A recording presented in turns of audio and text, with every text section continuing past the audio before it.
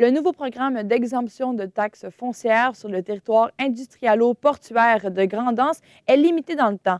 En effet, cet avantage pour les industries prendra fin en décembre 2020.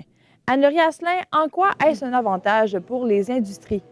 Oui, en fait, Camille, c'est que les industries qui décideront de s'installer à Grand'Anse vont bénéficier d'un rabais de taxes foncières de 90 la première année. Puis ensuite, les années suivantes, ce rabais-là va baisser de 10 par année pendant 9 ans. Donc, pour une entreprise, concrètement, qu'est-ce que ça peut représenter en termes de chiffres? Ça peut aller jusqu'à une économie de 11 millions de dollars et demi. Donc, c'est un chiffre qui est assez considérable et qui peut pousser des entreprises à choisir de venir s'établir à Grand'Anse plutôt qu'ailleurs. Il faut savoir également que ce programme-là avait déjà été offert par le conseil municipal précédent, en fait, mais c'était un programme qui s'adressait à Saguenay en entier. Et là, le nouveau programme s'adresse seulement à Grand'Anse.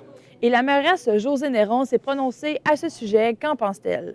Oui, donc lors de la dernière séance du conseil municipal à la baie, elle a dit que c'était un outil qui allait être favorable pour Grand'Anse, bien sûr, qui allait peut-être prévoir, en fait, faire augmenter le nombre de personnes qui allaient s'installer à Grand'Anse. Par contre, elle ne croit pas que c'est un outil qui est nécessaire à long terme parce qu'elle pense que le terminal maritime de Grand'Anse a suffisamment à offrir pour attirer les industries sans nécessairement offrir davantage fiscal. Elle croit qu'on devrait plutôt miser sur la réduction du taux de taxation industrielle qui est beaucoup élevé à Saguenay comparativement aux autres villes du même genre. Donc, par exemple, si le taux est à 4 ce qui est vraiment beaucoup parce que si on compare avec, par exemple, Sherbrooke, c'est 2,60 par tranche de 100 ou sinon, pour Lévis, c'est un taux qui est plus haut de 3,15 mais vraiment, là, Saguenay dépasse de loin toutes ces autres villes-là. Alors, ça peut être quelque chose qui n'est pas favorable pour Grand'Anse.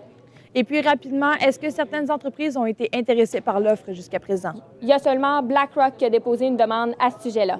D'accord. Merci beaucoup, Anne-Laurie. Ça me fait plaisir. Alors, mesdames et messieurs, on se voit pour une prochaine fois. Au revoir.